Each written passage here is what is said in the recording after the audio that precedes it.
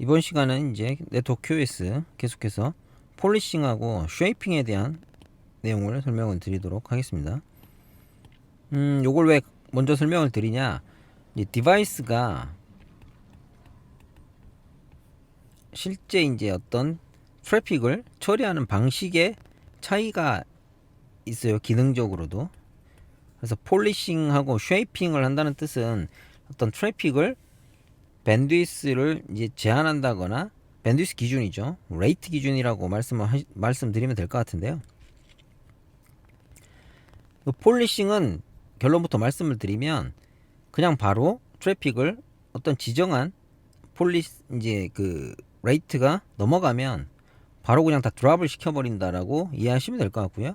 쉐이핑은 이제 버퍼에 넣었다가 채워서 넣는다라고 이해하시면 될 것 같아요. 기본적으로 밴드위스를 컨트롤할 때 많이 쓰는 방식이고요. 어떤 계약 밴드위스를 정하거나 실제 필드에서는 서비스를 할 때, 그 다음에 내가 이제 웬 밴드위스 같은 경우에 비싸죠, 가격이, 회선비가. 그래서 웬 밴드위스에 랜의 디바이스에서 나갈 때 이 밴드위스가 이제 풀이 날 수 있는 케이스가 많이 있기 때문에 어떤 트래픽을 분류한 걸 토대로 이제 폴리싱을 하거나 쉐이핑을 하는 형태의 정책들을 많이 사용을 하게 됩니다. 복잡한 이제 큐잉까지 가지 않고 실질적으로 필드에서 많이 쓰는 방식이라고 보시면 될 것 같아요. 근데 쉐이핑, 이제 폴리싱하고 쉐이핑에 대해서 그림 보고 설명을 드리면, 이제 폴리싱은 들어오는 트래픽에 대해서 바로 적용이 가능해요. 그리고 나가는 트래픽에 대해서도 적용이 가능하고요. 그 말은 아까 위에서 보면 이게 이제 사업자가, 예를 들어 사업자망에 내 사업장, 이제 어떤 사업자, 통신 사업자라고 말씀드릴게요. 사업자 이제 회선이나 MPLS 서비스를 위해서 회선을 구매를 하게 되고, 엔터프라이즈가 여기에 이제 사업장에 연결을 하게 되는데, 여기에 이제 예를 들어 밴드위스를 제가 구매를 하게 되죠. 보통 이제 이더넷 계획 같은 경우는 인터페이스 자체는 10메가, 100메가, 원지 뭐 이렇게 인터페이스 자체에 계위가 있잖아요. 근데 실제 밴드위스에 구매할 수 있는 방법은 뭐 20메가, 50메가, 뭐 70메가 뭐 이렇게 구매가 가능하거든요.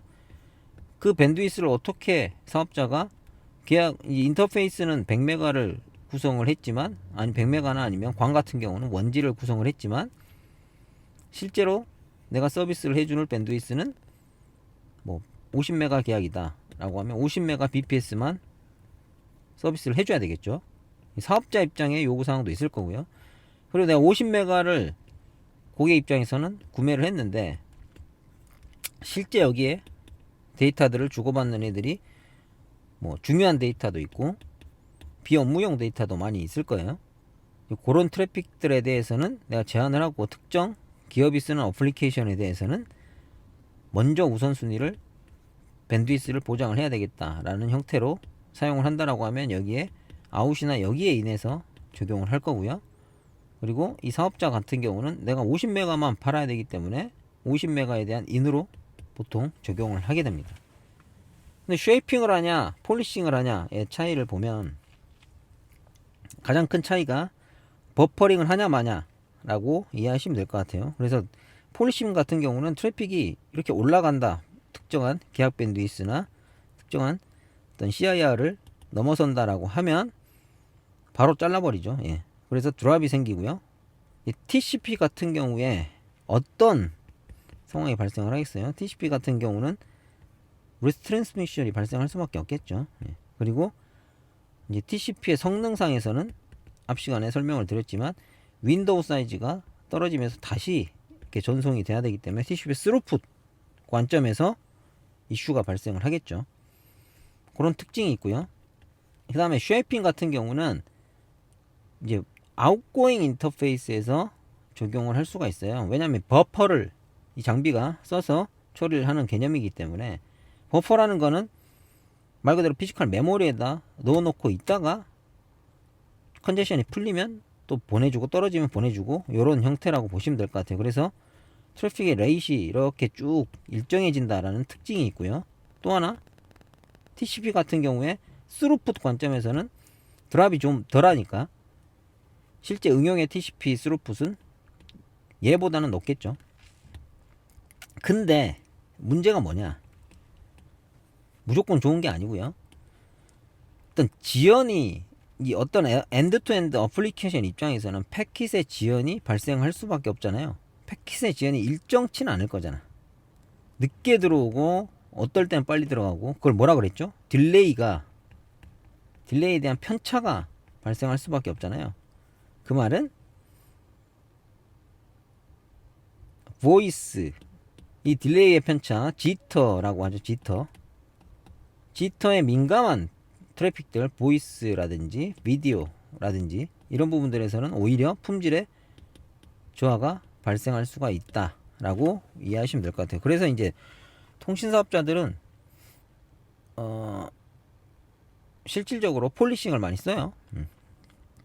잠깐 끊어졌다가 다시 복구되는 게 낫지, 들어왔다 나갔다가 계속 질질거리면 화면이 계속 찌그러진다거나, 보이스 같은 경우는 더 민감하죠. 사실 말이 아예 이제 데이터가 이해할 수 없는 형태로 이제 뭐 지터가 좀 심하면 통화가 거의 안 된다라고 보시면 될 것 같아요.